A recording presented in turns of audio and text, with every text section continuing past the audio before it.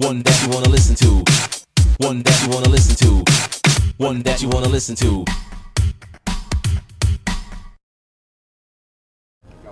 This is James Appleton reporting for Murr TV, Manchester Underground Rap today, and with a very, very special guest of mine. It's DJ Murr.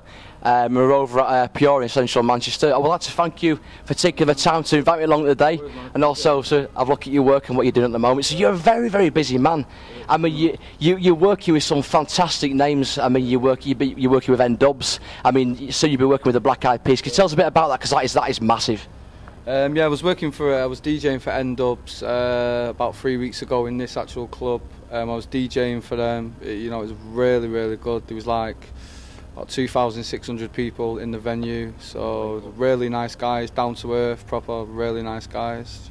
So can you tell us a bit? Can you tell the fans a bit about Dappy? Because he's like the main man, isn't he? Everybody loves it. All the girls and everybody love Dappy. I mean, he comes across as such a strong character, doesn't he? Yeah, Dappy was, to be fair, he looks a bit big-headed and arrogant, the way he comes across, and really cocky, but he was such a nice, down-to-earth guy. I was quite surprised. I thought he'd be really arrogant and cocky, but far from it. Just a really nice, proper, really chatty. Give me his number, give me his email address, things like that. He's a really nice guy. That's massive. And also, DJ Murr has also worked with Bass Hunter as well. That's a big shout as well. Some big names there. I mean, they're taking Europe by storm at the moment, aren't they? I mean, that's a proper international big thing, Yeah, Bass Hunter was cool. He was also in Big Brother as well. The celebrity. Yeah, Big Brother. Yeah. I got that booking through Chris Knight and Global Glamour. They give me a lot of DJ bookings at the club as well, and also around Manchester. He was really cool, really nice guy, proper down to it. Obviously he's had a lot of #1 success in the charts and it hasn't gone to his head. He was actually talking to me about playing on the PlayStation and Call of Duty and things like that. Proper down to earth guy. Yeah, down to earth guy. Again, he'd give me his email address and things like that, and really down to earth. I was DJing for him again, like nearly 3,000 people in the venue. Absolutely sell out, packed night. And also, I mean, you're going to be the after party for the Black Eyed Peas. I mean, that is a massive, that is a massive shout. I mean, because they've got a massive thing going around Europe at the moment, haven't they? And they're coming straight to Pure. I mean, that's massive. Well, it's on Sunday the 23rd and the 24th of May, which is in 2-3 weeks. There's myself, Steve Smooth Sutherland, obviously Galaxy FM DJ.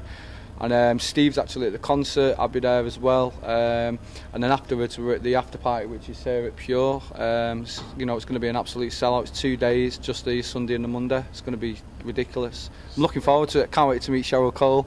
Oh yeah, big names there. The good thing is as well, I mean, the fans are going to love it as well. The sort of the after party here and things. I mean, all the people skanking out. I mean, it must be a great feeling. We've been a DJ putting on something like that for the fans. It's different as well, because when you get like a massive concert, it's like in the MEN it's like 30,000 people. Obviously here it's 3,000, so it's more intimate.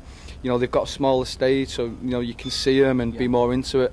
And I think the main guy, will.i.am, who's he's just done that tune with Usher, he's going to be doing a live DJ set as well. And you've got Fergie and obviously Cheryl Cole. So I'm really looking forward to it. It's going to be good. And the good thing is as well with them, they're fantastic performers. Yeah, I mean, I've seen them a few times, and I must say, I think everybody out there can agree they are fantastic performers. And you do get your money's worth, don't you, when you go to see them? They put on such a fantastic show. The choreography's good. Everything's smashing, Yeah, they're good, amazing. The amount of #1 hits they've had, it was really cool, really good. So I'm dying to ask, the fans are going to, want to know about this. I mean, you're so well known at the moment. You're such a well-known DJ. Yeah. How have you done so well within the business? I first started out actually making music. I didn't actually start out DJing, so I started producing.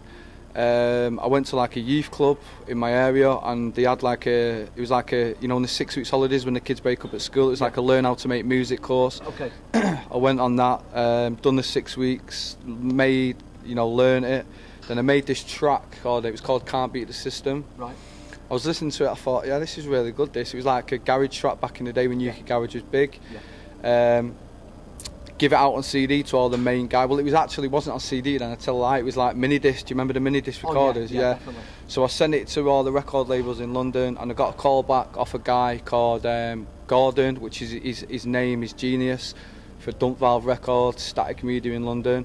He said, yeah, hello, is this Murr? I'd like to sign the track to the record label. So I was a bit shocked at first, because I was only young, do you know what I mean? Off the back of that track, that got signed, sold a few thousand copies in vinyl. That was vinyl format back in the day. Around England. It was getting played on Radio 1, BBC 1 Extra.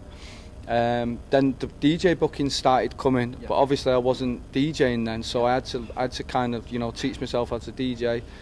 Then I got a booking in America with DJ Q, who's a good friend of mine, who's massive in the bassline niche scene. He's got a show on BBC One Extra. We flew out from Manchester Airport.